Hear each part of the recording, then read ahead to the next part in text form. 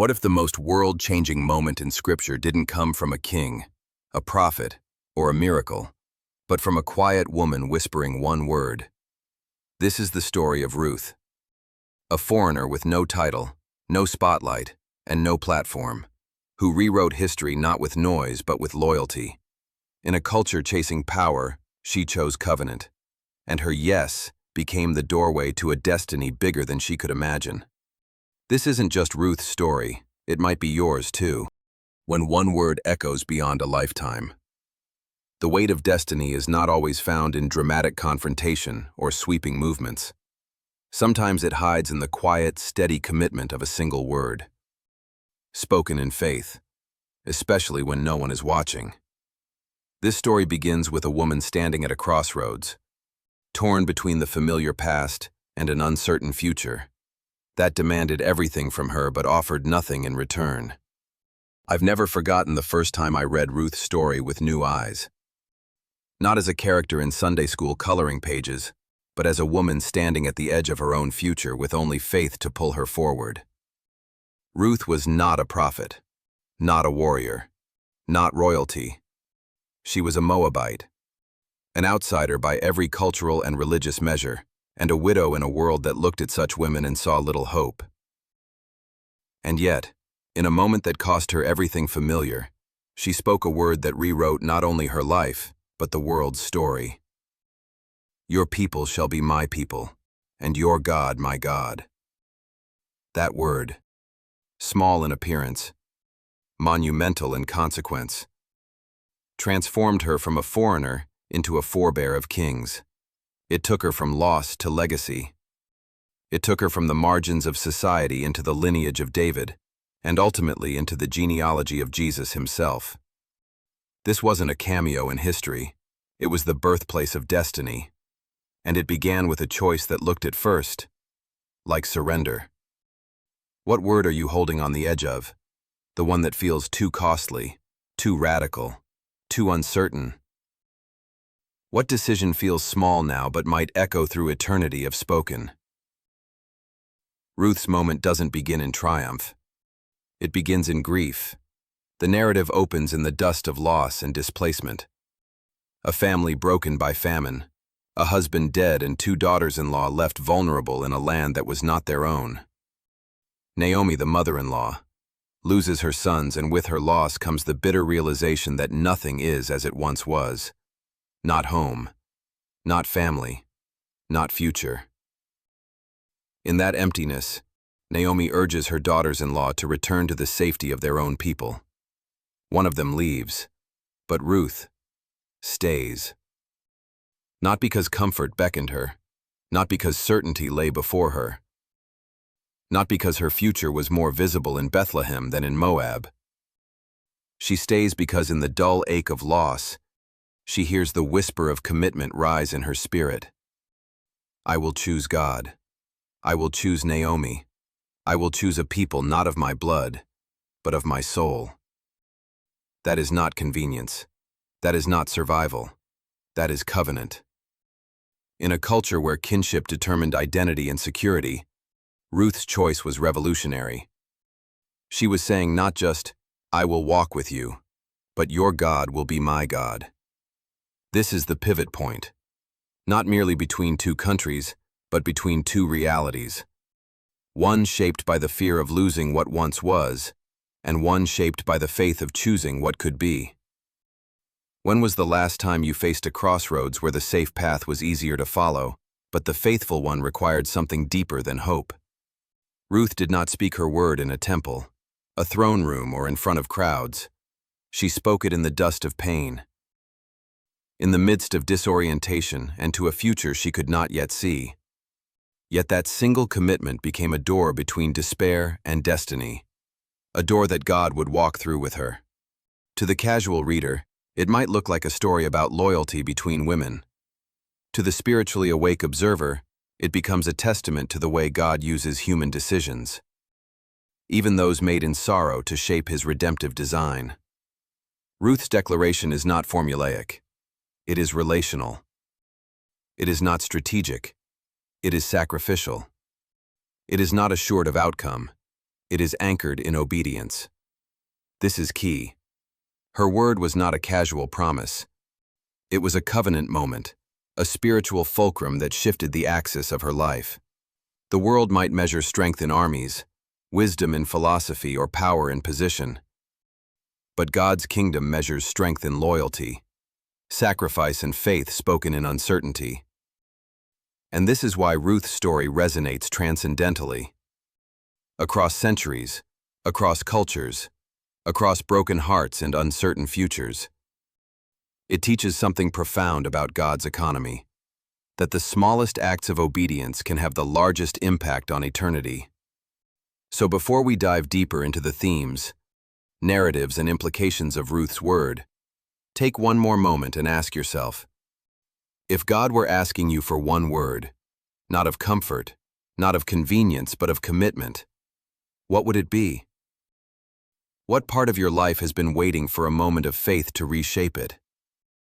Because Ruth's one word did not merely change her, it changed the world. When commitment outranks comfort, Ruth's story isn't an isolated episode of loyalty. It's a living framework of spiritual dynamics.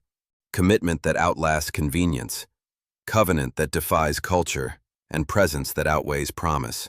In this section, we go beneath the surface to understand the core truths her choice unveils. In our culture, obstinacy is often mistaken for strength, and loyalty is sometimes confused with obligation. But Ruth's word of declaration was neither stubbornness nor tradition. It was a deep, soul-deciding alignment with a God she barely knew and a people she had every practical reason to leave behind. The first foundational theme of this narrative is the supremacy of choice over circumstance.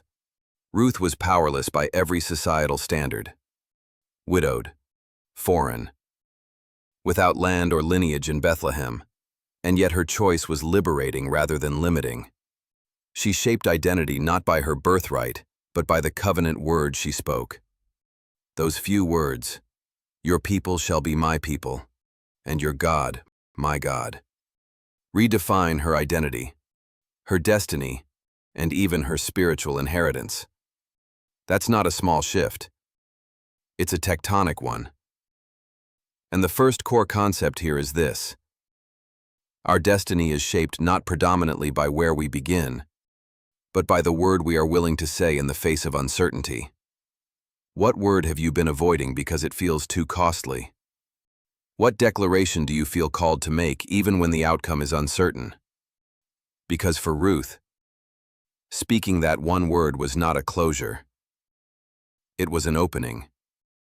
It opened the door to a lineage that would carry forward into the heart of human redemption.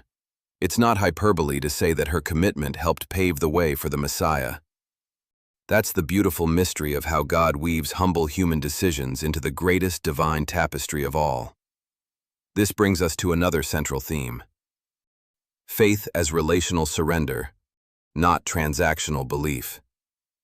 Many people believe in God in the abstract. They admire spiritual belief from a distance.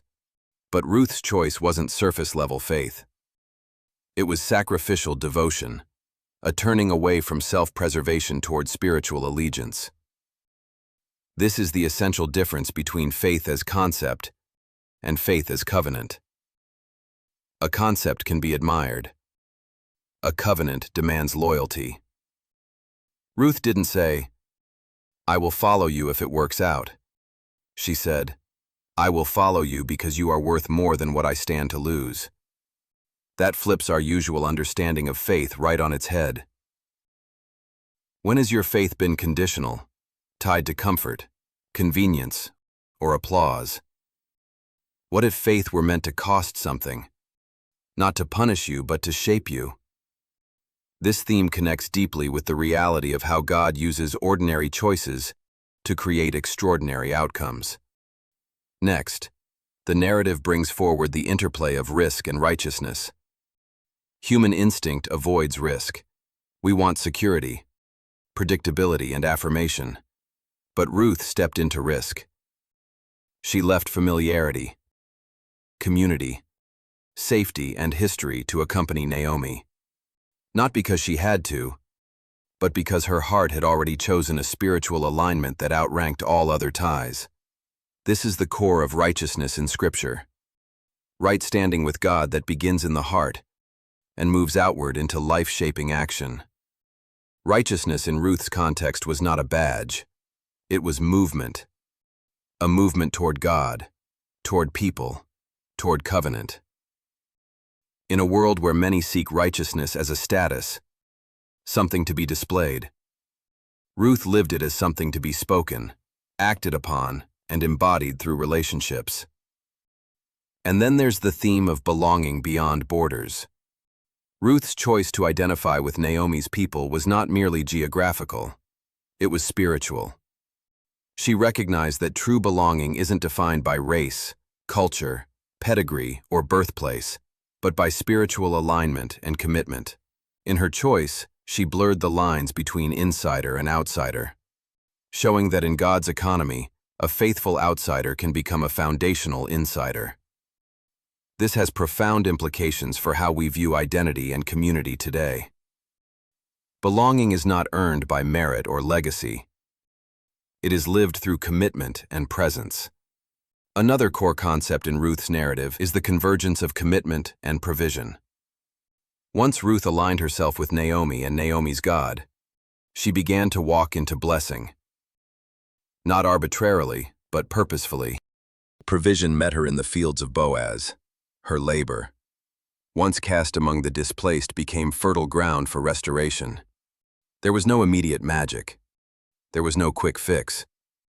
But her faithful presence positioned her where God could meet her with blessing. This challenges a common notion that blessings come as returns on investment or rewards for performance. Ruth's blessing came as a response to faithful presence, not perfection. She was not perfect. She was committed. And this distinction matters deeply when we think about how God responds to the choices of our hearts. Are you seeking blessing without alignment? Are you asking for provision without presence? Because Ruth's story teaches that blessing often follows faithfulness first, not the other way around. Finally, one of the most significant themes underlying Ruth's life is the power of ordinary obedience to impact the grand narrative. No one predicted that her decision would echo through generations. No one counted her choice as historically significant at the moment she made it. But God's blueprint does not depend on human popularity or visibility. It depends on faithful obedience, spoken in humility, lived with courage and sustained through relationship. Ruth's one word was not the end of her story. It was the beginning of her impact. And her impact continues to resonate as a foundational example of how God works when ordinary people speak extraordinary faith. And that is the point of this deeper exploration. Not to admire Ruth's courage from a distance, but to see in her journey a mirror of our own potential. The same potential to bend the arc of history with a single word of faith spoken into uncertainty. One word, one story, infinite consequences. Ruth's story is rich not only in plot but in symbolism, images and actions that echo far beyond their immediate meaning, stretching into the heart of what it means to belong, to give, to choose, and to stand in God's unfolding narrative. This section explores those deeper symbols that make her story timeless. When you read the book of Ruth on the surface, it can feel comforting, almost pastoral. A woman gleaning grain in a field, a kinsman redeemer stepping onto the scene, a harvest of redemption and restoration. But when you look closer, the story reveals layers of meaning that point to the heart of God's redemptive purpose, all beginning with a word. That word is not just a sentence, it is symbolic of covenant, sacrifice, and transformation. The first symbol we encounter is the field of Boaz itself. In the ancient Near East, fields were not just plots of land. They were lifeblood, places where food, sustenance, future, and family intersected. For Ruth, the field represents place of provision in a world of uncertainty. It is striking that her journey toward destiny does not begin in a palace, but in a place of labor, a place where she picks up grain left behind by others. This imagery captures a deep spiritual truth. Sometimes destiny is found not in luxury but in obscurity, not in privilege but in perseverance. Where have you found provision not in abundance, but in your place of need? In those fields, Ruth's presence is a visual metaphor for vulnerability meeting opportunity. She is outside her own social safety net, vulnerable in her identity. Yet she enters that space with courage rooted not in self-reliance, but in relational trust. The act of gleaning itself, to pick up what has been left behind, carries symbolism of grace. Grace does not force itself into the center of abundance. It comes in the leftovers, the margins, the unnoticed places, because that is where need is greatest, and provision is most noticed. Next, consider Ruth's interaction with Boaz. He is a kinsman redeemer, a role deeply embedded in Israelite law and culture. The kinsman redeemer had the responsibility to preserve the family line when a brother or close relative failed to do so. But symbolically, Boaz is more than a legal figure. He is a representation of God's redemptive heart toward those who choose covenant over comfort. When Boaz instructs his harvesters to leave extra grain for Ruth, it reflects God's provision extended to those who cling to him, even when they have nothing else to cling to. Beneath the storyline lies a deeper symbolic narrative. God provides through those who are willing to carry the burdens of others. Boaz's generosity isn't accidental. It is emblematic of a divine economy where blessing flows not through hoarding, but through open hands. Have you ever been the one offering space, provision, encouragement, or dignity to someone else, even when you felt you had little to give? That act of extending provision when you are also limited is deeply Christ-like. Long before Jesus teaches about the poor widow's 2 coins, we see it here in Ruth's trajectory. Provision and partnership go hand in hand. Another profound symbol in the narrative is the covering of Naomi with Ruth's commitment. When Ruth speaks her declaration of loyalty, she binds herself not just to Naomi's people, but to the story of God's faithfulness. Her words are more than a sentence. They are a binding contract of allegiance that even cultural borders cannot undo. Ruth's yes is a symbolic step into God's story, not merely beside it, but possibly the most vivid symbolic moment in the book of Ruth is the scene at the threshing floor. Here in the quiet darkness, Ruth approaches Boaz, not in assertion of her right, but in humble dependence on his willingness to redeem her. Some readers focus narrowly on the cultural ritual depicted, but when you look at it symbolically, it reveals a powerful portrait of dependence, loyalty, and risky trust in another's loyalty. Ruth places herself under Boaz's covering, a moment that foreshadows the way the faithful will one day find covering under God's own protection. The covering of the garment, the cloak or robe, points to a deeper theological truth about being sheltered by another's righteousness before God. In Christian symbolism, the concept of covering becomes intimately linked with Christ's righteousness, given to believers. Long before that language appears in the New Testament, Ruth's story already points us toward the idea that God's clothing of his people with grace comes through relationships rooted in covenant and trust. Finally, the lineage that flows out of Ruth and Boaz. The genealogy that leads to King David is symbolic in itself.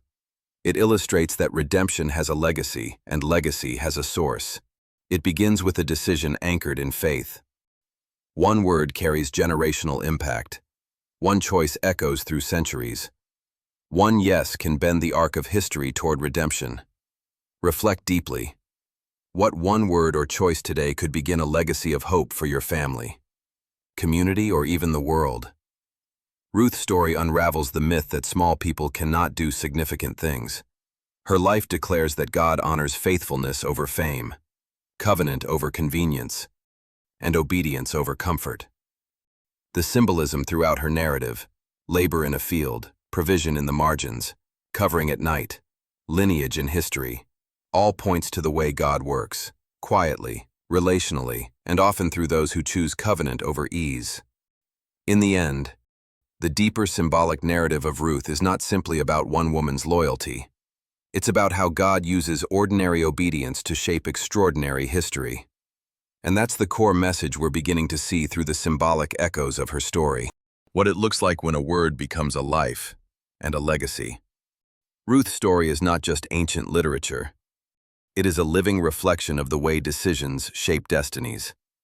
The world does not change in grand gestures alone.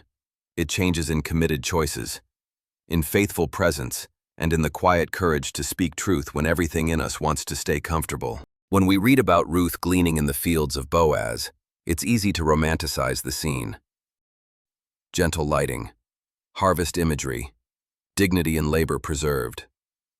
But if you strip away the poetic veneer, you see something far more practical. A displaced woman with no home, no husband, and no social safety net. Stepping into hard labor because she chose present obedience over absent comfort. That's where the real-world implications begin. Not with words, but with actions that reflect them.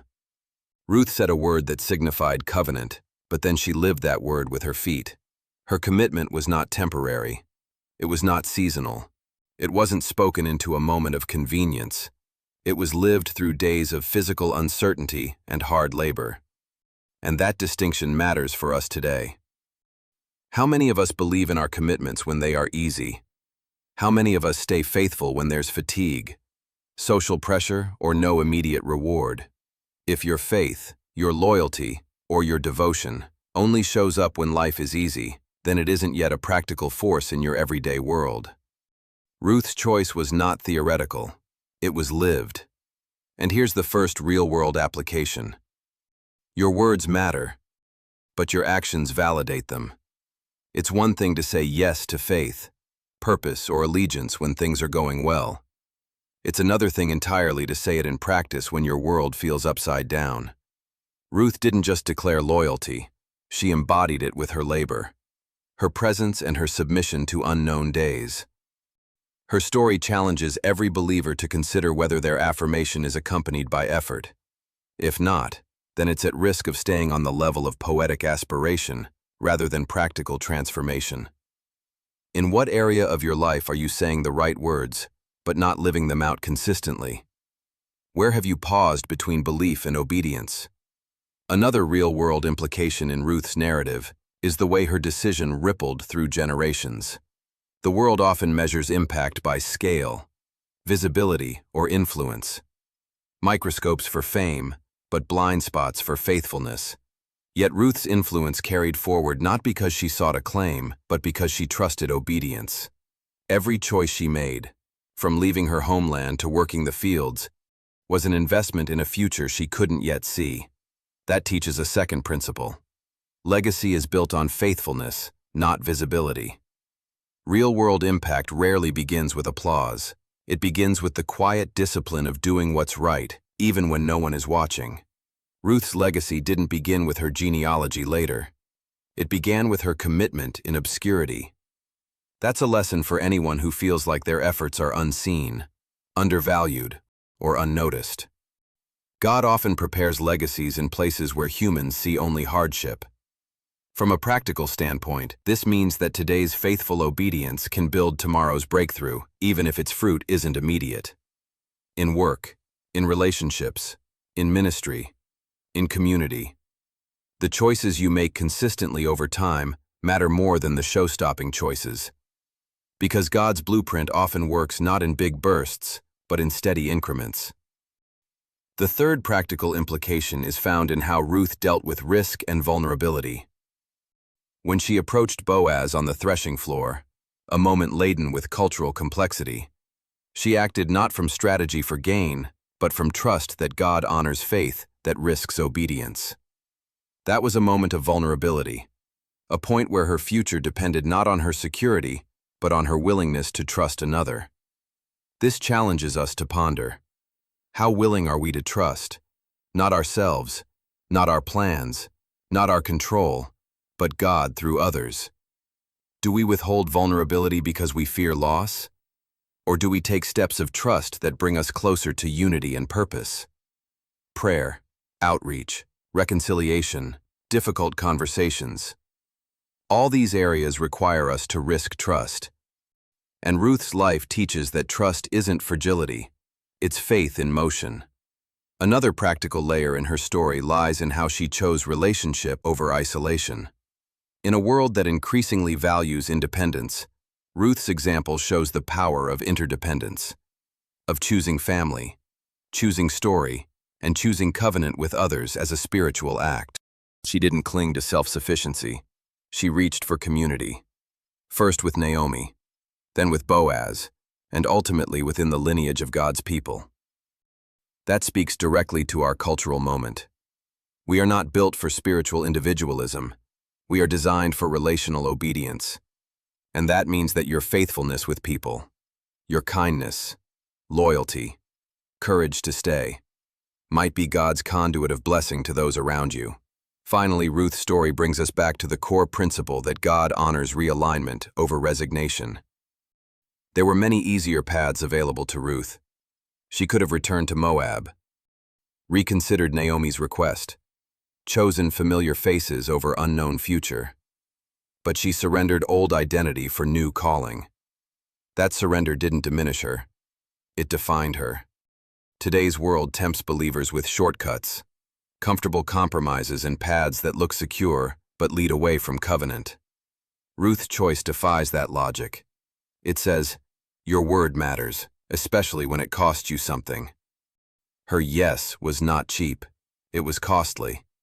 But it led to blessing, not just for her, but for nations to come. That's the ultimate real-world implication for all of us. Our faithful obedience today can shape stories far beyond what we see tomorrow. And that's the kind of spiritual reality worth living for. The quiet word that shifted the future. There was no thunder in Ruth's decision, no lightning in the sky, no dramatic music as she stepped into Bethlehem for the first time. Yet heaven was watching. The angels leaned in. The lineage of a king was being written not through spectacle, but through surrender. Ruth's yes wasn't loud, but it was eternal. We live in a culture that conditions us to equate power with volume, impact with visibility, and calling with scale. But Ruth's story rewrites the equation. She shows us that a quiet act of covenant can shake the unseen world more than 1,000 empty performances. Her life reminds us that spiritual transformation doesn't always begin with revival tents or pulpits. It often begins in barley fields, in small rooms, in quiet choices made with trembling hands and steadfast hearts. What made Ruth's life revolutionary was not that she was great. It's that she was willing. She did not have the perfect background. She didn't have prophetic visions or spiritual pedigree. She was a foreigner who stepped into faith one choice at a time, and that's the kind of posture God still honors. So what about you? Where is God inviting you to say a quiet yes in a loud, uncertain world? It could be a relationship you're tempted to give up on, but He's calling you to stay. A job where you feel unseen, but He's shaping your character in the shadows. A calling you've delayed because it seemed too small to matter. Or a dream you've buried because you think your background disqualifies you. Ruth's story says otherwise.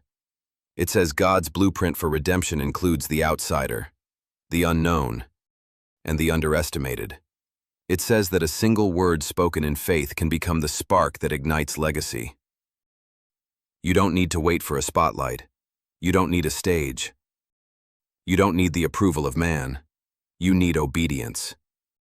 Because in the kingdom, obedience is always more powerful than ambition, and covenant is always more eternal than applause. The call today is simple but sacred. What's the yes God is waiting for in your life? It might not make sense yet. It might cost you more than you expected. But as Ruth shows us, the one who says yes to God in the quiet often ends up shaping the future for generations to come. Let that be your legacy. Let your one word echo through eternity.